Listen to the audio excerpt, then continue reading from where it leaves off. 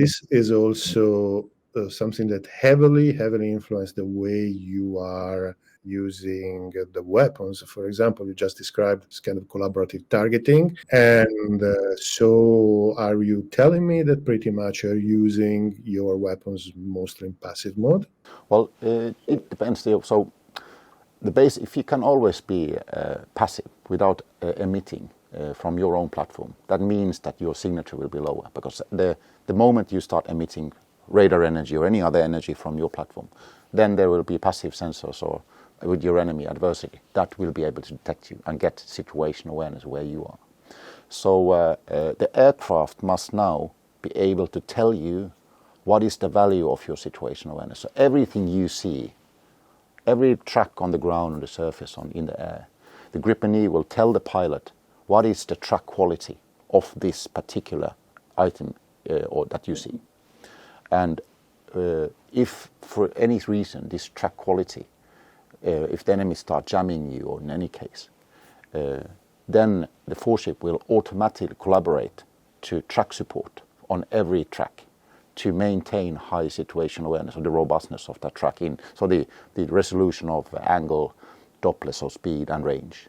So that's kind of the basic of automation to maintain robust situation awareness. But telling the pilot how good is your situation awareness, and if it goes really bad, then you have the choice of using your active radars as a support. Or maybe if you're in a weapons engagement and want to support track data in a particular phase for a missile approach before seeker opening, then you have decision support that will tell you that now you might want to actively use your radar. So these decision support items now work in favor of the pilot. And it's always to keep the workload low, especially when it's the shooting war, when you shoot at something or somebody's shooting at you. Everything needs to be super clear and super simple. And this is another design philosophy we use at the Gripen, where others have chosen different approaches, where we try to filter out information and only presenting the information for the pilot that he or she needs at that particular moment. This is what I think is keeping the workload low. And we see sensors that look 250, 300 kilometers plus. So it's amazing things you can do, but all the information that you have must have very powerful decision support.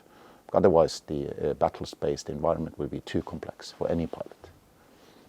Let's suppose you are doing a long-range shot with a meteor, launching a meteor.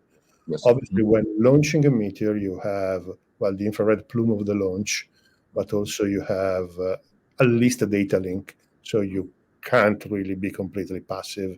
So you break the passiveness, the silence, the electromagnetic silence, only when shooting in practice or jamming. Yeah, so when you do active jamming, that is when you start emitting radio frequency. And that's a given. Everybody understands that. To be able to fire a meteor or any weapon, really, you just need to have a track of certain quality. And how you acquire that track, so it's the target that you see on your display, that's the track. It can be a command and control, like an AWACS track sent to you over data link. It can be a passive track. It doesn't have to be a track that my own sensors have picked up. It's just a track that appears on my display that I can select and prioritize. Then when I shoot a meteor missile, of course, then the data link from my aircraft will start supporting that missile with data. But there are also new ways of network-enabled warfare, or the network-centric warfare, where you now can collaborate within your tactical air unit and have more flexible approaches to missile firings. So consider this. Why cannot you make mechanisms in a 4-ship or a 2-ship where one Gripen can fire the Meteor missile or any other missile, and another Gripen 20, 40, 30 miles away somewhere else can support that missile with data link? What about functions like this?